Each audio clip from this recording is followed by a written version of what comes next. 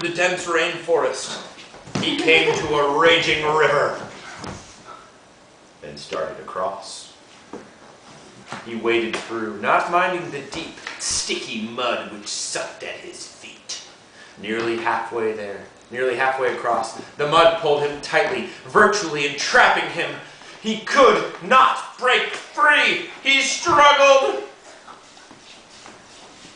not noticing a pair of eyes watching him from the riverbank. No, a group of hungry alligators, sunning themselves in the riverbank, knew an easy meal when they saw it. They slid silently into the water. Jungleman's ever super sharp hearing heard them as soon as their bellies hit the water. He worked to free himself from the mud, but became more and more stuck the harder he fought. The alligators came closer.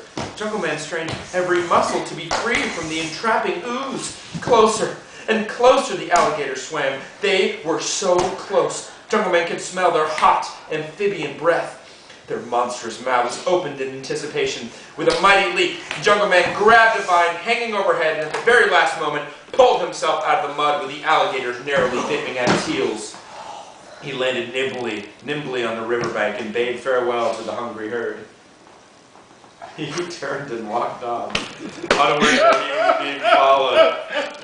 Jungleman's super sense did not let him down for long. Gradually, Jungleman became aware of another presence in the forest. He quickened his step, but the intruder stayed with him. He dodged and darted in an attempt to lose the unseen visitor. Faster and faster he moved until last. You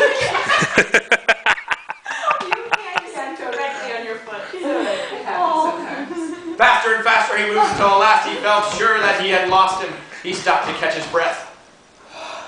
At that moment he knew he had made a terrible mistake. So again we meet Jungleman! Jungleman knew the voice well. It was King Constrictor, sovereign of the snakes. Half man, half 15-foot snake. He was the result of a warp experiment many years before. It was cooling, Jungleman said. Ha! So we do. He was careful not to look into the monster's eyes, which could hypnotize anything foolish enough to stare into their steely gaze. Let me take a look at you, the serpent said. Not this time, Jungleman exclaimed, and prepared to leave. Too late. King Constrictor grabbed him, tightly pulling around his legs. Wrestling, they struggled, man and reptile intertwined. You will not escape this time, King Constrictor laughed. Remember, you are evil and I have the strength of all that is good, Jungleman declared confidently.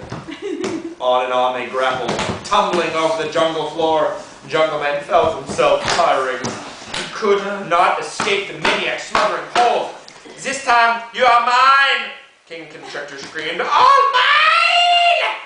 And with that, he unhinged his gaping jaw, and with one slimy swallow, gulped our hero whole into his waiting stomach. The jungle was quiet. All that could be heard was the gentle gurgling of the snake's digestive system. Gross! I know. But then, with one forceful push, Jungleman burst from the snake's belly. King Constrictor thrashed his last dying slithers, but it was clear the battle was over. Good had triumphed over evil.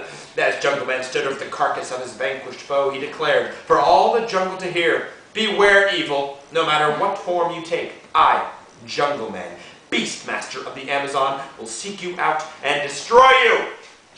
Even as he spoke, he heard a rustling behind him, and he turned, ready to attack! But he laughed with joy to see it was merely Leon, checking to see if he was safe.